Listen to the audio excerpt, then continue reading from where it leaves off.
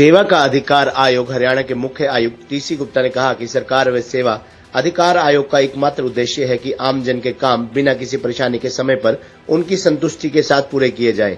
अगर ऐसा नहीं होता है तो आयोग ऐसे अधिकारियों और कर्मचारियों पर सख्ती बरतेगा। यदि किसी अधिकारी कर्मचारी पर 3 बार जुर्माना लगता है तो आयोग उसे सरकारी सेवा से हटाने की सिफारिश भी कर सकता है।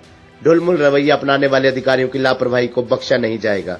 बता दें, सेवा का अधिकार आयोग हरियाणा के मुख्य आयुक्त टीसी गुप्ता ने कहा कि जनहित की सरकारी सेवाओं व योजनाओं का समयबद्ध व सम्मानजनक तरीके से लाभ पात्रों तक पहुंचाने के उद्देश्य से सरकार ने सेवा का अधिकार आयोग बनाया, जिसमें 31 विभागों से संबंधित 546 सेवाओं को अधिसूचित किया गया। इनमें से 277 सेवाएं अंत्योदय सरल पोर्टल के माध्यम से प्राप्त होती हैं।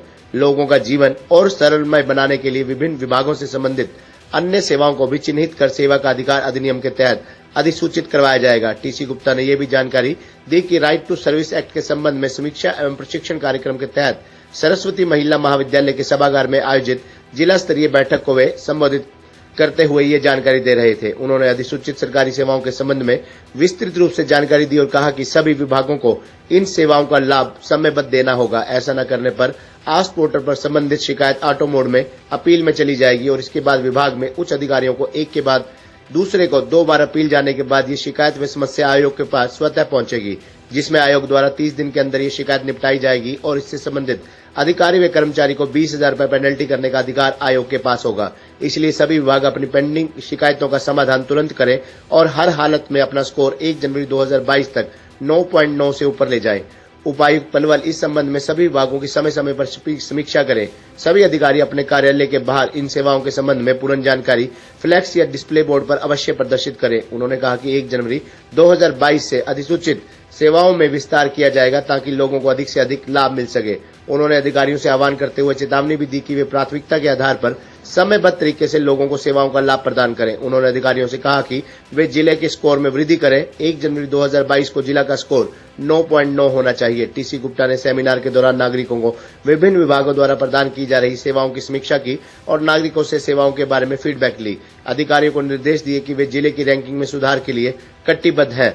रैंकिंग में जिले का स्कोर 10 से 9.5 से कम नहीं होना चाहिए। साथ ही लोगों से सेवाओं के संदर्भ में मिलने वाली फीडबैक में 5 से 4 अंक अवश्य होने चाहिए।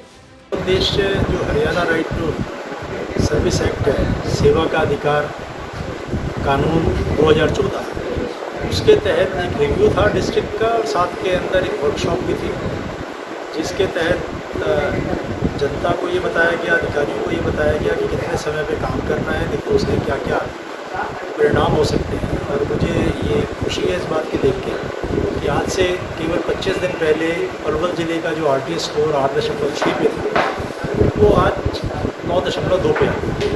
वैसे हमने मापदंड इसका 9 ही रखा था, 10 में से 9 के बजाय 9.2 पे है, परंतु फिर भी इसके अंदर और सुधार की गुंजाइश है, क्योंकि बहुत सारे बाकी जिले जो हैं वो जो पहले 9.7 पे कोई भी जिला नहीं था, आज 9.7 के ऊपर 3 आ गए। तो इस प्रकार से पूरा जिला प्रशासन ने, सारे अधिकारियों ने ये विश्वास दिलाया है कि ये इसके अंदर और तरक्की करेगी। सरकार जो चाहती है सर, जो जिस प्रकार जैसे कल्याणकारी सरकार है, जो चाहती है वो लीकेज कहाँ रह जाती है, जो लोगों को सेवाएं नहीं मिलती? यही है कि अधिकारियों की कुछ कोताही होती है। कुछ ऐसे अधिकारी हैं जो बगैर बात चीज़ों को रिजेक्ट कर देते हैं, लटका के रखते हैं।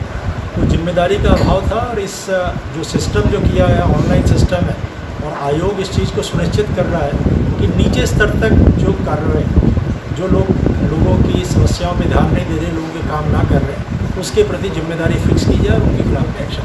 सर, जो कंप्लेंट रजिस्टर्ड होंगी उसके लिए कुछ टाइम निर्धारित किया गया है कि इतने दिन में वो कंप्लेंट रिजॉल्व करनी है? इस कंप्लेंट के लिए हर जगह 30 दिन का समय है कि 30 दिन कमीशन के पास भी अपील आ जाए तो हमें 30 दिन के अंदर उसका निर्धारण, उसका समाधान करना। यदि फर्स्ट ग्रीवेंस